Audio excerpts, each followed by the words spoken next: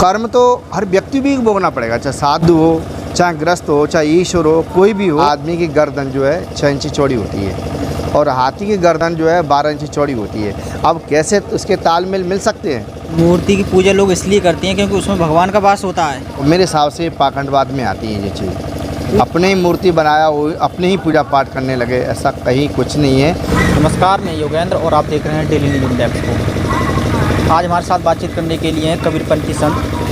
इनसे हम तमाम मुद्दों पर बातचीत करेंगे, जैसा कि समाज में तमाम कुरीतियाँ, अंधविश्वास पाखंडवाद में काफ़ी समाज उलझा हुआ है। आप जिस तरीक़ा से आप सत्संग में जुड़े हुए हैं, लोगों को समझा रहे हैं, कैसा परिवर्तन चाहते हैं समाज में? 2009 में हमने संकल्प लिया था कबीर सिद्धांत में कि हम पहले उसमें रहे थे, पूजा पाठ में ज़्यादा ध्यान दिया था और 9 वर्ष की आयु में हमने सब वेद शास्त्र पढ़े, अनुभव विचार किया, इसमें कोई चीज़ हासिल नहीं हुई।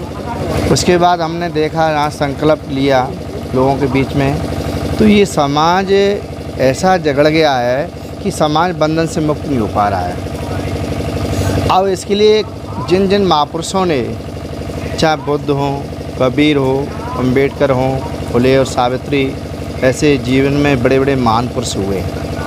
इन महापुरुषों ने प्रयास किया, लोगों को जगाने का काम किया था कि अपने आप को जगो और समझो और विचार करो और अपने आप को निरंतर अपने आप को खुद ही रहना, दूसरे भरोसे मत रहना चाहिए।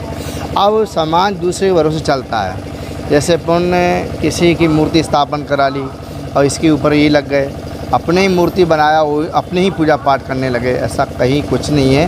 वैसे ये चीज़ गलत है और मेरे हिसाब से पाखंडवाद में आती है ये चीज़। पूजा पाठ करना गलत कैसे है?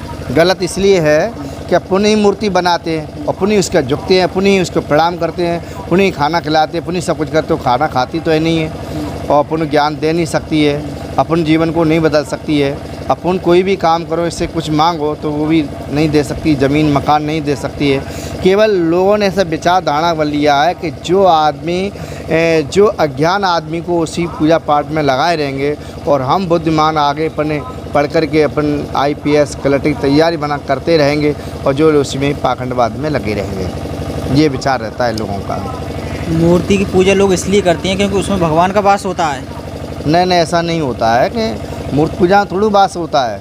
अरे अपने आप को ठीक आस्था करो, साधना करो, बैठ के 2 मिनट, 10 मिनट, 20 मिनट अपने गुरुओं का ध्यान करो, अपने बैठ के विचार करो और अध्ययन करो। शिक्षा है, जीवन है, अपन साथ नहीं पढ़ेंगे तो उसका ज्ञान कहाँ से होगा अपने? तो शिक्षा जब मिलेगी अपन कोई वेद को पढ़ेंगे जब। अब जैसे 4 वेद हैं, 6, 7, 18 पुराणों में। अब एक बात मैं बताऊं आपको, सुनने में ऐसी बात आती है कि आदमी की गर्दन जो है 6 इंच चौड़ी होती है और हाथी की गर्दन जो है 12 इंच चौड़ी होती है। अब कैसे उसके तालमेल मिल सकते हैं? नहीं मिल सकते हैं। तो इसलिए तालमेल नहीं मिल सकते, हम कैसे मान लिए जाए कि जो चीज़ हकीकत सही है कि गलत है? तो शक्ति थी, शक्ति से हो जाता है? नहीं, ऐसा कभी नहीं होता। नहीं तो फिर लोग कहते हैं कान से भी पैदा कर लो, नाक से पैदा कर लो, पेट से पैदा कर लो, ज़मीन से पैदा कर लो, ऐसी बात कहीं नहीं है। तो ये जिस तरीक़ा से गणेश जी के जो सिर लगाया है हाथी का, तो वो क्या गलत है? जो गलत है, ऐसा बताया जाता है कि शक्ति थी और शक्ति से लग गया। नहीं, वो गलत है। ऐसा आज भी तो कोई लगा सकता है ना, आज तो कोई लगाने वाला होता। आज हम उसको मान लिए कि हाँ, इसको हम गुरु मान लें कि आज वो इसका सिर काट दिया जाए किसी का और इंसान का गर्दन, जो इंसान गर्दन सिर काट दिया जाए और हाथी गर्दन लगा दी तो मान लिया जाए वो आदमी सही है। ऐसा कोई प्रमाण नहीं मिलता, ना प्रमाण है इसका जो है। लोग वैसे ही भ्रमित कर दिए जाते हैं।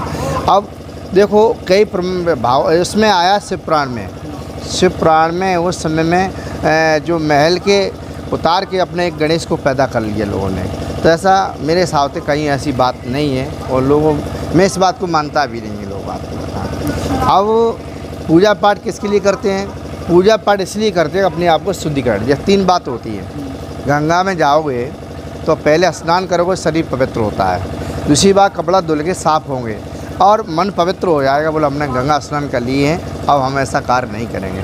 कि गंगा ने तो कहा है कि कर्म तो भोगना पड़ेगा, चाहे गंगा नहाओ, चाहे तीर्थ नहाओ, चाहे कुछ भी हवन यज्ञ करो, कुछ भी करो, कर्म फल तो भोगना पड़ेगा। उसको कोई नहीं रोक सकता। मैं इस बात को कह रहा हूँ। कबीर साहब का संदेश ये था कि समाज 1358 में से लगा करके आज पहले 2500 वर्ष की बात चल रही है। तो बुद्ध के जीवन काल में बुद्ध ने समानता का भाव दिया था, भेदभाव नहीं किया था, केवल समानता का लक्षण दिया कि मानव समानता का दर्जा होना चाहिए। 1358 में कबीर हुए, कबीर ने भी मानव को कबीर साहब ने मानव जीवन को जोड़ने का काम किया, तोड़ने का काम नहीं किया था। तो कबीर साहब ने कहा था इस चीज़ों में आप झगड़े रहेंगे तो फिर इससे जीवन का सुधार नहीं हो सकता है। और जब तक अपन शिक्षा से जीवन का विकास होता है। आज 3000 वर्ष पहले लोग कपड़े नहीं जानते थे, बोलना नहीं जानते थे, बैठना नहीं जानते। आज धीरे धीरे कितना परिवर्तन हुआ है, जो विज्ञान के द्वारा ही परिवर्तन हुआ है। आज विज्ञान के से जीवन से विकास हुआ है, हमें ज्ञान हुआ तो विकास फैला दुनिया में। देखो अभी भी बात चल रही है कि चंद्रलोक में कौन गया है, जो आज की विज्ञान खोज करेगी चंद्रलोक में क्या है, वहाँ मिट्टी बताते हैं, कहीं पानी बताते हैं, कहीं कुछ बताते हैं। तो ऐसे लोग कहते हैं वो पहले जो करवा चौथी उपास ही रहती हैं, ये तो ऐसा कुछ नहीं रखा है। अच्छा, ज़्यादातर देखा जाए तो जब व्यक्ति बीमार हो जाता है और वो ठीक नहीं होता है, तमाम हॉस्पिटलों में ज़्यादा डॉक्टरों के पास जाता है लेकिन ठीक नहीं होता है, फिर वो कहाँ जाता है? तांत्रिक के पास में। देखिए कारण ये है कि इसकी जो भय, अब किसी अच्छे महापुरुषों की वाणी उसको मिल जाए तो सारी भय निकल जाती है, और जब उसको सही शुद्ध मार्ग नहीं मिलेगा तो उसकी भय नहीं निकल सकती है।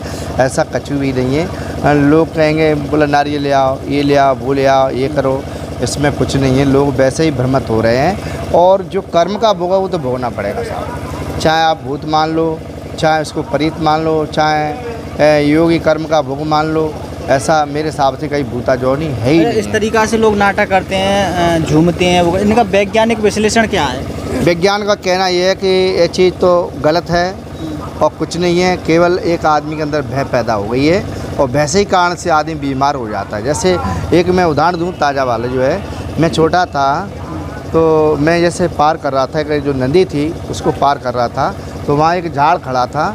जैसे कोई झाड़ होगा, तो रात का समय था, तो मैं चल रहा था, तो मुझे अंदर शंका हुई कि यहाँ कोई बैठा है, कौन है, क्या है। तो मुझे शंका हुई, तो मैं गया। फिर उसके बाद में जब देखा वो मैं पेड़ था, तो मैंने पेड़ को तत्काल काटा। मैंने कि ये तो फिर कल शंका पैदा कर देगा। तो इसलिए कुछ लोगों को भय पैदा हो जाती है, ऐसा कहीं कुछ भी नहीं है। लोग वैसे ही भय में बैठे हुए हैं। कारण ये है कि कर्म का भोग तो हर व्यक्ति को भी, इसमें लिखा है कि कृष्ण और अर्जुन की बात चलती है।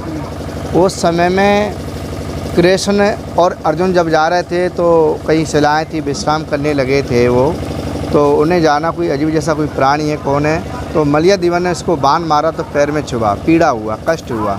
तो कहने लगे कि अर्जुन मुझे कष्ट हो रहा, पीड़ा आप कहाँ बोलें।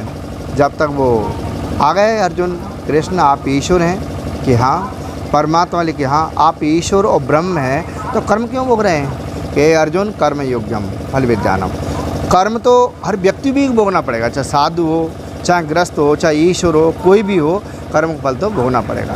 कर्म योग्यम फल विद्यानम, यदि फल की यदि प्राप्ति करना पड़ेगी तो आपको गेहूँ बोने पड़ेंगे, फसल बोना पड़ेगा, तो ही फसल काटेंगे। आपने बोया नहीं है तो कहाँ से काटेंगे बोले। कर्म योगम फल विद्यानम ताक चिंता व्यक्तम नाश का नुक्तम। चिंता दो प्रकार की होती है, एक सामाजिक, एक जीवन।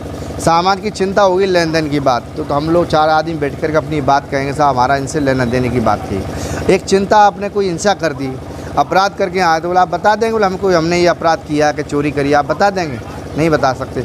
उसकी एक चिंता है और भय बन गई। बोला कहीं भी बाई चांस अरे तो सब कोई आ गया, तो उसके एक भय पैदा हुई, चिंता व्यक्त नाश करनी। जिसका जन्म हुआ उसका अंतिम पूरा हुआ है। इस दुनिया में कोई रहने के लिए नहीं आया, सबको जाना ही पड़ेगा। ये ऐसा नियम है, प्रकृति का नियम है कि सबको जाना पड़ेगा। फिलहाल आपकी क्या प्रतिक्रिया है? आपकी कोई प्रतिक्रिया हो तो कमेंट बॉक्स में अपनी प्रतिक्रिया जरूर बता सकते हैं। और चैनल को अभी तक आपने सब्सक्राइब नहीं किया है तो चैनल को भी कर दी सब्सक्राइब, और साथ ही साथ नोटिफिकेशन वाले बेल आइकन को भी दबा दीजिए। धन्यवाद।